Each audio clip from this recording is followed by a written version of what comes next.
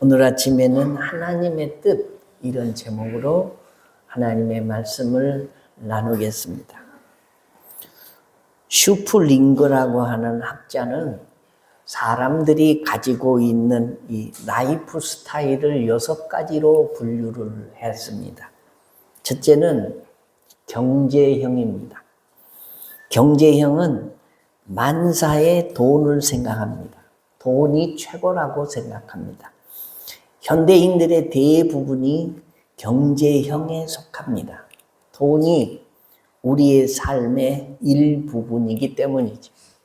두 번째는 이론형입니다. 이론형은 자기 논리에 맞아야만 받아들이는 사람들입니다. 지식적으로 살아가는 사람들을 말합니다. 세 번째는 신미형입니다. 신미형은 항상 이 아름다움을 추구합니다. 신미형은 무엇이든지 아름다운 것만 보고 감상에 젖어 있는 사람들입니다. 이런 사람들은 대개 예술적 가치를 높이 평가합니다. 네 번째는 권력형입니다. 권력형은 다른 사람들을 지배하기를 좋아하는 사람들입니다. 독재자에 가깝지요. 독재자는 아니더라도 흉내내는 사람들이 이 세상에는 많습니다. 다섯 번째는 사회형입니다. 사회형은 여러 사람들과 사귀고 친교하는 것을 최고의 가치로 생각하는 사람들입니다. 여섯 번째, 종교형입니다. 종교적인 것에 최고의 가치를 두고 사는 사람들이죠. 특히 우리 기독교인들은 이 종교형, 항상 이 그리스도인들은 하나님을 생각합니다. 하나님을 생각하는 사람들은 범사에 하나님의 뜻을 생각합니다. 식사하면서도 하나님을 생각하고, 일하면서도 하나님을 생각하고, 잠자리에 들기 전에도 기도하면서 하나님을 생각합니다. 그리고 하나님의 뜻을 찾습니다. 여러분은 어느 유형에 속하십니까? 예수 믿는 사람은 이게 종교형이 되어야 됩니다. 항상 하나님의 살아계심을 묵상하고 하나님과 교제하고, 하나님이 무슨 생각을 하고 계실까? 다시 말하면 하나님의 뜻을 생각을 하는 것입니다. 내가 세상에 태어나서 가장 잘한 일은 하나님을 만난 일입니다. 동의하시면 아멘. 하나님을 만난 사람은 항상 하나님의 뜻을 찾습니다. 오늘 본문 18절 하반절에 보면 이것이 그리스도 예수 안에서 너희를 향하신 하나님의 뜻이니라고 했습니다. 한번 따라 하겠습니다. 하나님의 뜻이니라. 중요한 말씀입니다. 여기서 뜻이라는 말은 결정하다라는 의미입니다. 하나님이 결정해 놓으신 일이다, 그런 말이에요. 옛날 개그 콘서트에 보니까 애정남이라는 코너가 인기를 끈 적이 있습니다. 무슨 얘기인지 기억하신 분들도 있을 것입니다. 애정남이 뭐냐? 애매한 것을 정해주는 남자. 세상에서는 애매한 일들이 많은데 애정남이 아주 코믹하게 그런 것들을 결정을 해준다라는 겁니다. 인생이 그렇습니다. 애매한 일투성이입니다. 어떤 제품을 구입해야 할까? 좀 애매합니다. 어떤 사람을 사귀어야 할지 애매합니다. 어떤 일을 하고 살 것인지, 어떻게 가진 돈을 투자를 할 것인지, 어떤 TV 프로를 볼 것인지, 어떤 음식을 먹어야 할 것인지, 노후를 어떻게 보내야 할지, 어디를 가고 어디를 가지 말아야 할지, 어떻게 살아야 할지 정확하게 모르는 경우가 많고, 애매한 것들이 세상에는 너무 많습니다. 그런데 성경에 보니까 인생을 어떻게 살아야 할지 하나님께서 명확하게 결정해 놓으셨다라는 거예요. 하나님의 뜻이니라, 이 말은 하나님의 결정이니라, 그런 말씀이죠. 그래서 오늘 본문에서도 하나님께서 하나님의 뜻이니라 라고 말씀하고 계십니다. 따라서 하나님께서 결정해 놓으신 대로 살면 행복합니다. 축복받은 인생으로 살아갈 수 있습니다. 특히 오늘 이 성경 말씀에서는 하나님께서 세 가지를 결정해 놨습니다. 하나님이 뜻을 정해 놓았다라는 겁니다. 오늘 16절 말씀에 보면 뭐라고 했냐? 항상 기뻐하라. 한번 따라 하겠습니다. 항상 기뻐하라. 기뻐할 일이 있을 때 기뻐하는 것은 인지상정입니다. 그건 누구나 다 할 수 있는 일입니다. 그런데 오늘 이 성경 말씀 앞에 뭐가 붙었냐? 항상 기뻐해라. 이것이 하나님이 정해 주어 놓은 일이고 뜻이라는 것입니다. 야고보서 1장 2절 말씀에 보면 내 형제들아 여러 가지 시험을 만나거든 온전히 기쁘게 여기라 라고 했습니다. 한 가지 시험만 만나도 기뻐하기 힘든데 여러 가지 시험을 만났어도 기뻐하라는 겁니다. 여러 가지 시험. 먹고 살기도 힘든데 누군가 모함하고 일은 뜻대로 안 되고 되던 일도 어그러지고 몸은 병들어서 허약해지고 그래도 여러 가지 일을 만났는데도 시험을 만났는데도 기뻐해라. 이것이 뭐라고 하시냐?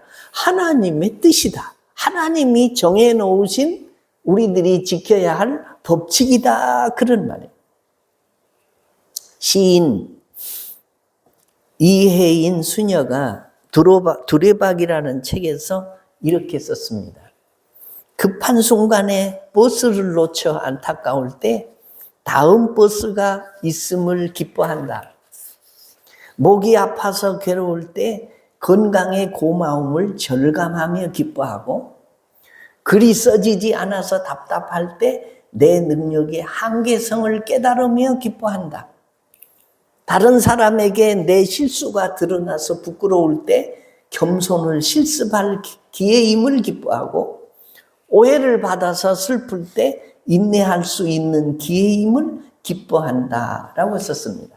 사실 현실적으로 사람이 항상 기뻐하면서 산다는 것은 쉬운 일이 아니고 어려운 것이 사실입니다. 생각자는 환난이 닥치고 어려운 일이 계속되고 힘이 듭니다. 걱정, 근심이 머리에 쌓이고 스트레스가 원치 않는데도 밀려옵니다. 그런 상황에서 기뻐한다는 것은 이게 쉽지가 않습니다. 이게 불가능에 가깝습니다. 그럼에도 불구하고 하나님이 우리에게 이건 내 뜻이다, 내가 결정해 놓은 법칙이다 라고 말씀하면서 항상 기뻐하라 라고 말씀하신 것입니다.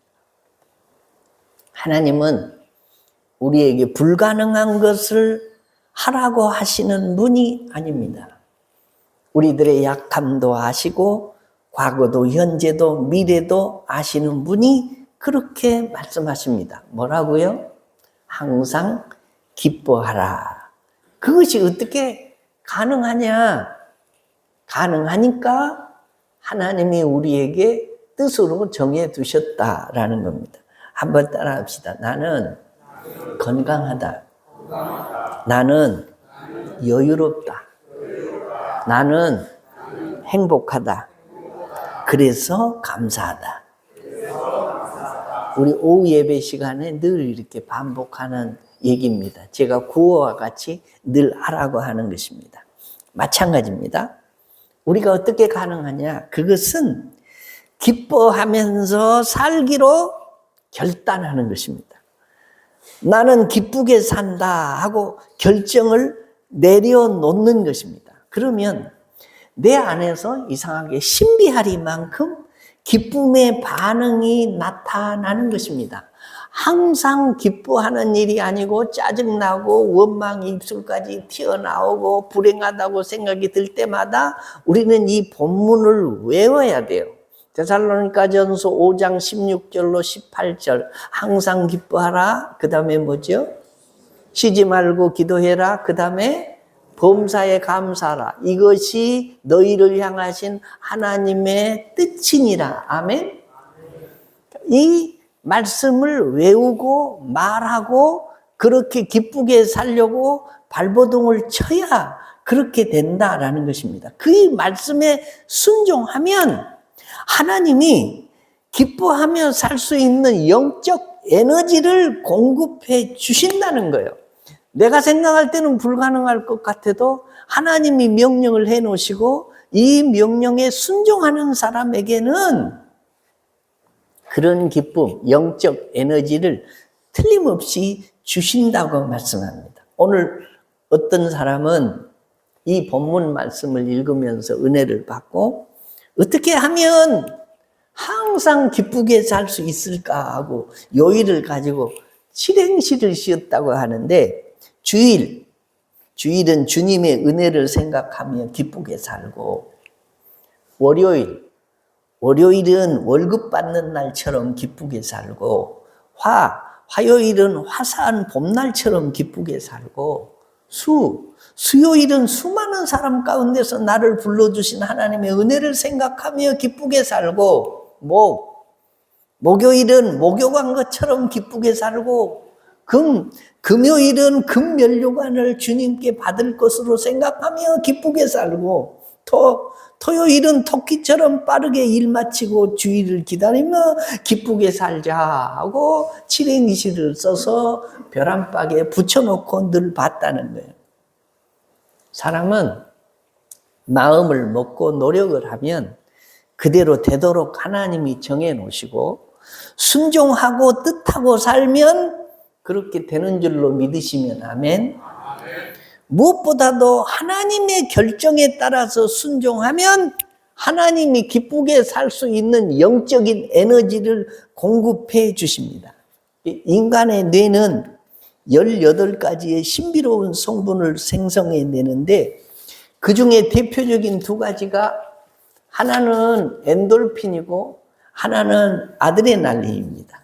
엔돌핀은 도파민과 같아서 사람이 기뻐할 때 생성되어서 몸에 유익을 줍니다. 그런데 아드레날린은 사람이 슬퍼하고 괴로워할 때 생성되어서 몸을 해롭게 합니다. 데이비드 토킨스라고 하는 생리학자가 사람이 살아가는데 필요한 정신적 에너지를 연구했습니다. 사람이 살아가는데 필요한 정신적 에너지는 이 200이라는 수치라고 합니다. 그런데 사람이 살아가면서 교만을 떨면 그 200에서 175로 낮아집니다. 분노하면 150으로 낮아지고 욕심을 부르면 125로, 근심 걱정이 머릿속에 가득 차면 100으로 떨어지고 입술로 불평 불만을 하면 75, 절망하면 50으로 이 정신적 에너지가 떨어진다고 합니다. 그렇게 되면 집중력이 떨어지고 우울하고 의욕이 없고 쉽게 포기하고 저항력이 떨어져서 질병이 걸릴 확률이 이게 배나 늘어난다는 거죠. 반면에 200이 기본인데 친절을 베풀면 250으로 이 지수가 올라가고 소망이 넘치면 300으로 올라가고 내가 용서할 수 없는 사람을 용서를 하면 350으로 올라가고 아무 조건 없이 사랑을 베풀기 시작하면 500으로 올라가고 감사하고 기뻐하면 540까지 정신적 에너지가 올라간다고 이 프로테이지를 수치로 표현을 해놨습니다. 그렇게 되면 삶의 생기가 넘치고 창의적이고 집중력도 뛰어나고 자신감도 생기고 저항력도 높아져서 질병이 잘 안 걸린다는 거예요. 항상 기뻐하라. 이것이 너희를 향하신 하나님의 뜻이니라. 기뻐할 수 없을 것 같지만 이 말씀을 붙들고 순종을 하면 하나님이 육체와 정신적 이 영적인 에너지를 우리에게 넘치게 하셔서 우리 몸을 잘 알고 계시는 하나님께서 기뻐하면서 살라고. 여러분, 행복이 뭡니까? 마음에 기쁨이 넘치면 그게 행복입니다. 그래서 하나님의 뜻은 우리가 불행하게 원망하고 불평하고 지지고 볶고 이놈의 인생을 왜 살아야 되냐 하고 고통 중에서 살기를 하나님이 원치 않으시기 때문에 오늘 본문 말씀에서 항상 기뻐하라 라고 말씀하신다는 것입니다. 좋은 일이 있을 때도 기뻐하지만 이 일이 뜻대로 안 될 때도 기뻐해야 됩니다. 다른 사람이 나를 비방해도 기뻐해야 되고, 시험 점수가 생각만큼 안 나와도 기뻐해야 되고, 배반을 당해도 기뻐해야 되고, 억울한 일이 있어도 기뻐해야 되고, 손해볼 일이 있어도 기뻐해야 되고. 스테반 집사님은 돌에 맞아서 순교를 당하면서도 얼굴이 천사의 얼굴과 같았다라고 했습니다. 돌에 맞아서 순교하면서도 기뻐한 거죠. 그때 우리 주님이 보좌에 서서 그를 맞아주셨다라고 했습니다. 바울과 실라는 감옥에 갇혔습니다. 발이 착고에 채워졌습니다. 춥습니다. 억울합니다. 매를 맞았습니다. 견딜 수가 없습니다. 그래도 바울과 실라가 빌립보 감옥에서 하나님을 찬미하며 기도에 힘썼다라고 했더니 이 말은 감옥에 갇혀서도 기뻐했다라는 거예요. 그래서 하나님이 매임을 풀어주셨습니다. 옥문을 열어주셨습니다. 그러므로 하나님의 결론에 따라서 항상 기뻐함으로 주님을 기쁘시게 하고 나는 행복하고 나의 행복한 모습에 나와 함께 살고 가까이 하는 사람들이 함께 기뻐해지는 축복이 있어지시기를 주의 이름으로 축원합니다. 두 번째입니다. 오늘은 설교가 뭐 이리 갔다 저리 갔다 할 필요가 없어요. 아주 간단해요. 성경 말씀 그대로입니다. 그러니까 이미 결론을 여러분 다 알고 계세요. 두 번째가 뭐라고요? 쉬지 말고 기도하라. 이거 하나님이 정해놓으셨다라는 거예요. 따라서 하겠습니다. 쉬지 말고 기도하라. 자, 여기서 쉬지 말고 기도하라는 것은 연속해서 끊임없이 틈새가 벌어지지 않도록 이거 계속 기도해라. 그런 말씀. 쉬지 말고 기도하기 위해서는 항상 정해진 장소와 정해진 시간에 기도해야 됩니다. 그리고 기도하는 자세를 가지고 살아야 됩니다. 우리가 예수 믿는 것은 신앙생활은 기도생활이고 기도생활이고 신앙생활이에요. 여러분 생각해 보세요. 우리가 늘 하는 기도만 집중적으로 정신을 차리고 깨어서 기도해도 우리는 쉬지 않고 거의 기도하며 살 수 있습니다. 아침에 일어나면 기도합니다. 아침밥 먹을 때 기도합니다. 점심 먹을 때 기도합니다. 저녁 먹을 때 기도합니다. 자기 전에 기도합니다. 차를 타도 기도합니다. 또 차를 마실 때도 기도합니다. 남의 집에 방문했을 때도 기도합니다. 다른 사람과 문제가 있을 때 축복하며 기도합니다. 이 기도만 열심히 정성스럽게 해도 우리는 거의 쉬지 않고 기도하면서 살 수 있어요. 정오 기도도 하지요? 얼마나 쉬지 않고 기도하는 것입니까? 그런데 정말로 기도를 열심히 하는 사람은 새벽 기도도 합니다. 수요 기도에 나와서도 기도합니다. 통성으로 기도합니다. 금식 기도합니다. 작정 기도합니다. 그러니 기도를 쉬지 않고 하나님과 나 사이에 틈이 벌어지지 않도록 기도해라 라는 겁니다. 여러분 기도를 쉬면 중단하면 육신의 소욕의 지배를 받습니다. 하나님이 주시는 기쁨과 평안이 사라집니다. 하나님의 은혜에서 멀어집니다. 하나님의 역사하심이 중단됩니다. 그러므로 연속해서 끊임없이 틈새가 벌어지지 않도록 계속 기도해야 돼요. 예방대책이라는 말이 있습니다. 홍수 예방대책, 화재 예방 대책, 한파 예방 대책, 모든 분야에 예방 대책이 있어요. 그런데 기도는 인생의 예방 대책입니다. 우리가 열심히 기도하고 깨어 살면 이게 사탄 마귀가 우리에게 시험을 주려고 사건, 사고, 원망, 내가 감당할 수 없는 어려운 시험을 우리에게 막 가져다 주는데 우리가 기도하면 그것이 미리 막아지고 혹시 그것이 내게 다가온다고 할지라도 하나님이 천사를 보내시고 간섭하셔서 형통케 해 주실 줄로 믿으시면 아멘. 그래서 기도는 뭐다? 예방 대책이다 라는. 엘리야가 기도할 때 3년 6개월 동안 하늘이 닫힙니다. 다시 기도하니 하늘이 열립니다. 하늘에서 불이 내려옵니다. 여호수아가 기도하니 태양이 아얄론 골짜기에 멈춥니다. 다니엘이 하루에 3번씩 예루살렘 쪽으로 창문을 열어놓고 기도했더니 죽을 지경 사자들의 입을 하나님이 막아주셔서 건져주십니다. 옥에 갇힌 베드로를 위해서 교회가 기도했더니 옥터가 움직이고 착고와 사슬이 풀리고 옥문이 열립니다. 한나가 기도했더니 태문이 열려 사무엘을 잉태하게 됩니다. 죽을 히스기야가 기도하니 15년 생명의 연장을 받습니다. 뿌린 대로 나고 심은 대로 거두고 기도한 대로 응답되는 줄로 믿으시면 아멘. 쉬지 말고 기도하라. 이게 뭐냐? 하나님이 우리를 향해서 정해 놓으신 것이고 하나님의 뜻이다. 기도로 승리하시기를 주의 이름으로 축원합니다. 3번째입니다. 뭐지요? 오늘 설교가 참 쉽습니다. 답이 다 나와 있어요. 범사에 감사하라. 범사에 감사라는 것은 모든 상황과 환경에서 감사하라는 것입니다. 감사에는 크게 3가지 종류가 있습니다. 첫째는 외형적인 감사입니다. 나에게 주어진 조건이 좋으면 감사하는 것입니다. 이건 이방 사람들도 다 할 수 있는 감사. 외형적인 조건. 2번째는 상대적인 감사입니다. 다른 사람과 비교해서 다른 사람보다 나으면 감사하는 것입니다. 이것도 마찬가지예요. 내가 더 나은데 감사하지 못할 게 뭐 있습니까?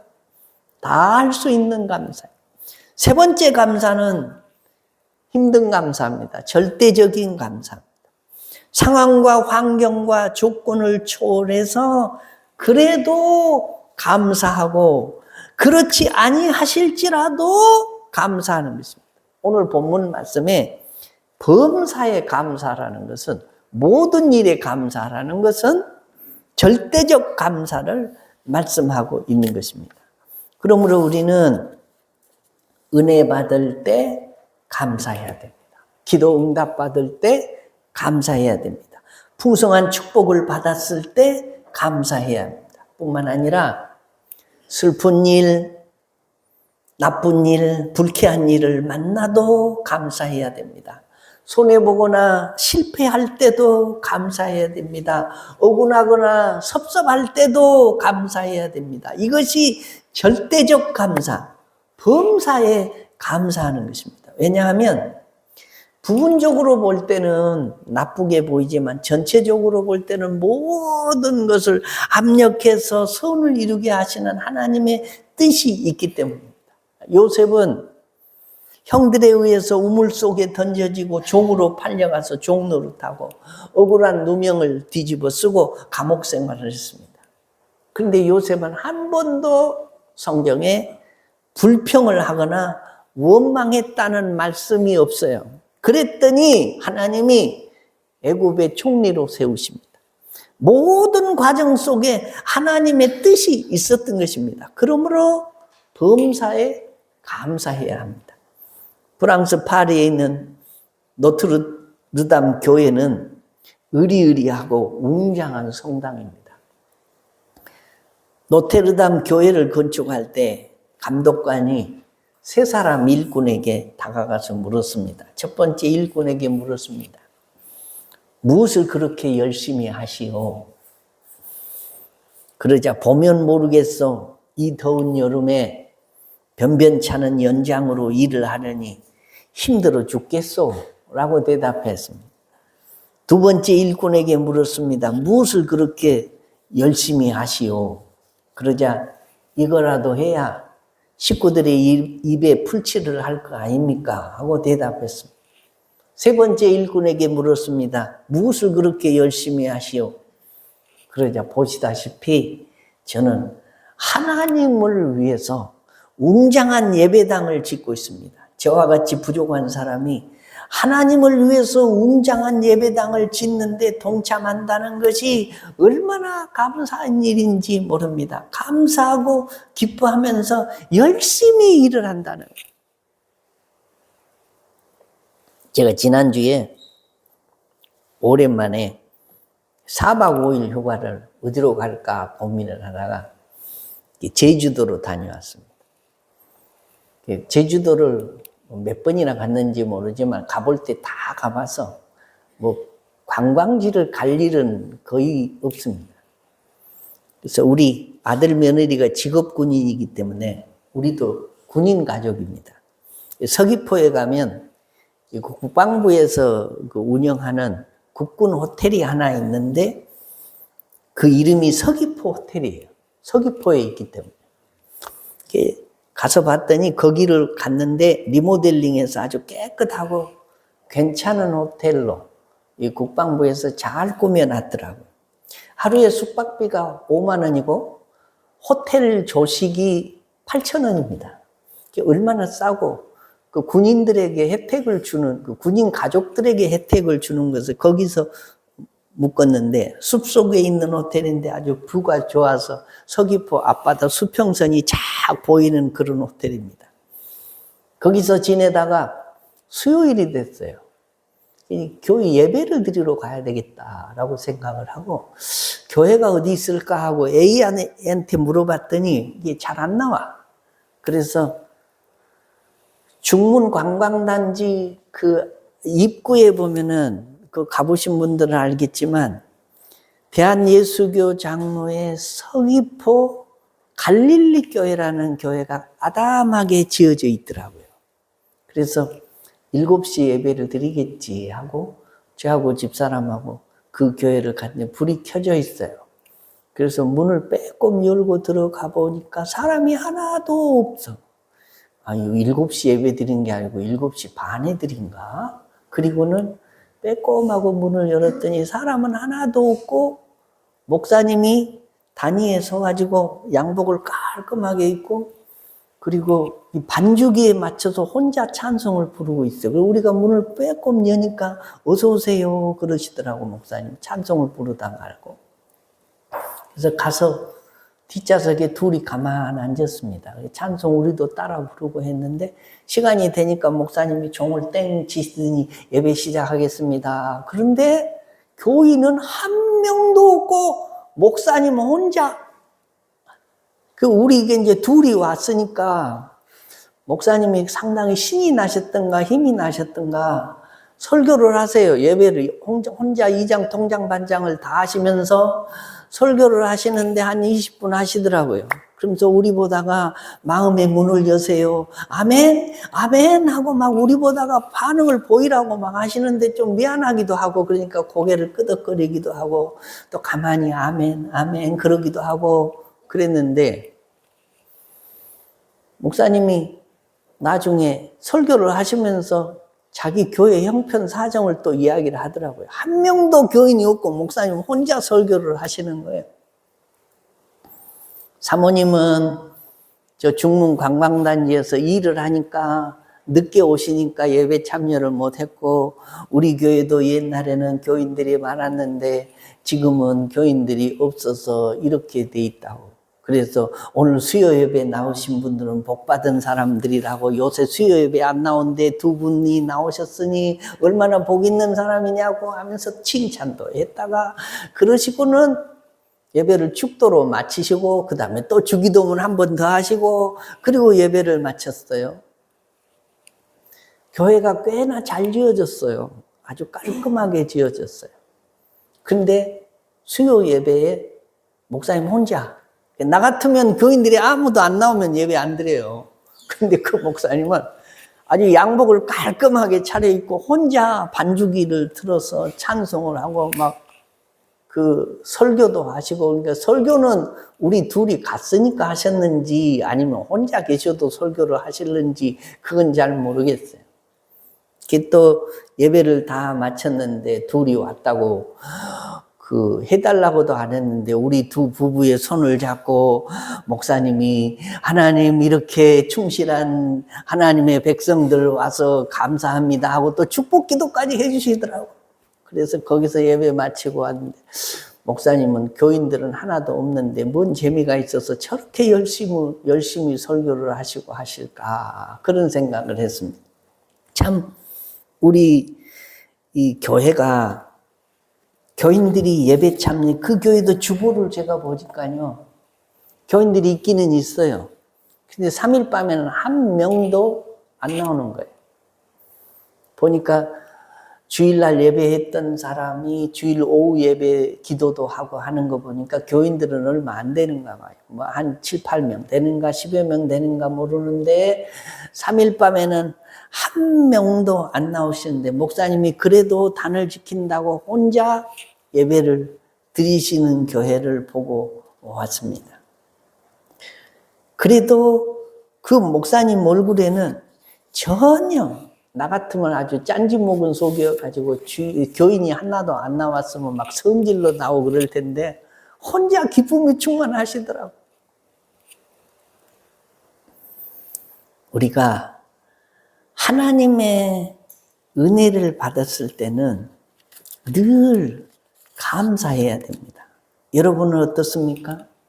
어떤 자세로 일하고 있습니까? 어떤 자세로 가정에서 직장에서 교회에서 일하고 있습니까? 하나님은 범사에 감사하기를 원하십니다.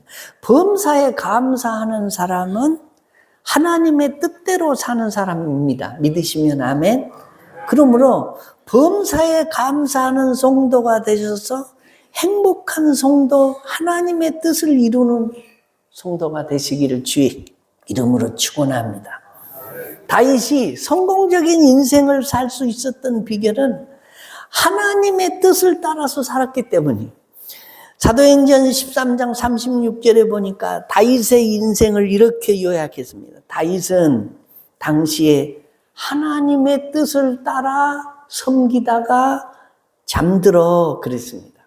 저기 섬기다가 잠들어가 섬기다가 빠졌. 다윗은 일생 동안 하나님의 뜻을 따라서 섬기는 일을 한 사람입니다. 하나님의 뜻을 따라 하나님께서 결정해 놓으신 대로 순종하며 살았다라는 말씀이에요. 인생의 성공은 하나님의 뜻을 따라 순종하며 사는 것입니다. 동의하시면 아멘. 그랬더니 하나님께서 다윗을 보호하시고 인도하시고 높여주시고 승리케 하셨습니다. 우리 구주 예수님의 조상이 다윗이 되게 하셨다라는 겁니다. 사랑하는 성도 여러분, 항상 기뻐하고 쉬지 말고 기도하고 범사에 감사하라는 말씀은 하나님이 결정해 놓으신 겁니다. 그렇게 해라 하고 하나님의 법칙이에요. 그리고 하나님의 뜻이라고 말씀합니다. 우리가 하나님이 결정해 놓으신 대로 그 뜻대로 순종하며 살면 그것이 인생의 성공입니다. 그리고 행복한 인생을 보낸다라는 것. 말씀을 결론적으로 마치면 이렇습니다. 우리가 어떻게 항상 기뻐할 수 있겠습니까? 우리가 어떻게 쉬지 말고 기도할 수 있겠습니까? 그리고 우리가 언제나 범사에 감사하며 살 수 있겠습니까? 나를 보면 불가능할 것 같아요. 그런데 하나님을 바라보면 하나님이 우리에게 그렇게 하라고 하실 때는 그렇게 할 흉내만 내면 내가 그런 영적 에너지를 네게 줄 테니 순종하고 따라봐라. 그렇게 말씀하신다는 거예요. 행복한 인생 살기를 원하시면 데살로니가전서 5장 16절로 18절에 있는 말씀을 늘 외우십시오. 불평하고 원망하고 세상에 한숨이 나오면 항상 기뻐하라, 쉬지 말고 기도하라, 범사에 감사하라. 이것은 우리 주 예수 안에서 너희를 향하신 하나님의 뜻이니라. 이 말씀을 자꾸 외우십시오. 그러면 여러분의 삶 속에 이 말씀이 이루어져서 이 말씀을 순종하고자 하면 하나님의 영적 에너지를 여러분에게도 주실 줄로 믿으시면 아멘. 다 같이